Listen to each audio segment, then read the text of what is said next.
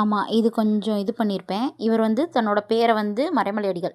இவர் வந்து தன்னோட பேரை வந்து வேதாச்சலம்னு மாற்றிருப்பார். அதுக்கப்புறம் பத்திரிகை ஞானசாகரத்தை வந்து அறிவுக்கடல்னு மாற்றிருப்பார். அப்புறம் ஒரு சங்கம் வச்சுருப்பார். சமரச சன்மார்க்க சங்கம்ன்றதை வந்து இப்போ சமரச சன்மார்க்க சங்கத்தை வந்து பொதுநிலை கழகம்னு மாற்றிருப்பார். அதே மாதிரி அவங்க மகள் நீலாம்பிகை அம்மையார் வந்து என்ன பண்ணியிருப்பாங்கன்னா, தமிழ் சொற்களுக்குள் புகுந்துவிட்ட சமஸ்கிருத சொற்களை அதாவது சமஸ்கிருதத்துக்கு ஈக்குவலாக இருக்கக்கூடிய தமிழ் சொற்கள் அடங்கிய ஒரு அகராதி ஒன்றை வந்து நீலாம்பிகை அம்மையார் வந்து தொகுத்திருப்பாங்க.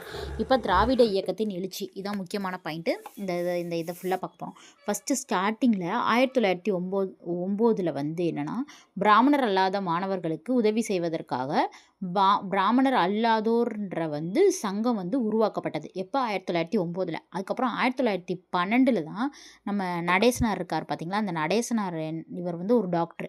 இவர் வந்து மெட்ராஸ் ஐக்கிய கழகம், இதை வந்து சென்னை ஐக்கிய கழகம்னு சொல்லலாம். நம்ம மதராஸ் ஐக்கிய கழகம்னே படிச்சுட்டு அங்கே சென்னை ஐக்கிய கழகங்கும்போது நம்மளுக்கு வித்தியாசமாக தெரியும். அதனால் மதராஸ் ஐக்கிய கழகம், சென்னை ஐக்கிய கழகம், அந்த மாதிரி பார்த்து வச்சுக்கோங்க. சரிங்களா? 1912 வந்து இவர் உருவாக்கியிருப்பார். அதுக்கப்புறம் அது பின்னால் அது வந்து இந்த ஐக்கிய கழகம்ன்றது என்னவா மாறிடும்? மதராஸ் திராவிடர் சங்கம், அதாவது சென்னை திராவிடர் சங்கம் அப்படின்னு சொல்லி மாறிடும். அதுக்கப்புறம் வந்து இந்த பிராமணர் அல்லாதவங்களுக்காக உதவி செய்வதுக்காகவே இந்த படிக்கிறவங்களுக்கு வந்து ஹெல்ப் பண்ணுறது, அவங்கள வந்து படிக்க வைக்கிறது, அவங்களுக்கு இருக்கிற என்ன குறைபாடுகள் இருக்கிற விவாதிக்கிறது, இந்த மாதிரி இருக்கிறதுக்காக தான் இந்த சென்னை திராவிடர் சங்கம் வந்து இருந்துச்சு.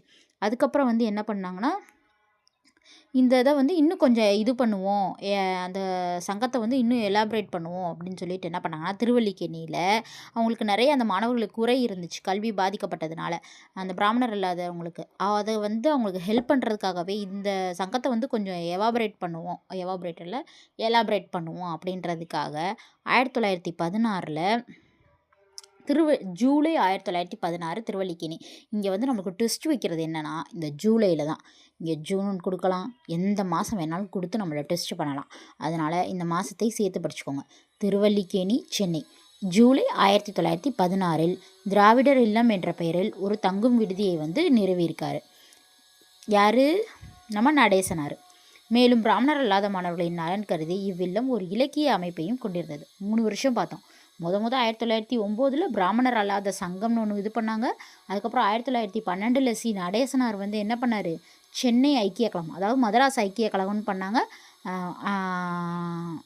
கழகம்னு ஓப்பன் பண்ணாங்க. அதுக்கப்புறம் 1916 ஜூலையில் திருவல்லிக்கேணியில் திராவிடர் இல்லம் என்ற பெயரில் ஒரு தங்கும் விடுதியை வந்து பிராமணர் அல்லாத மாணவர்களுக்காக ஓப்பன் பண்ணாங்க. சரிங்களா?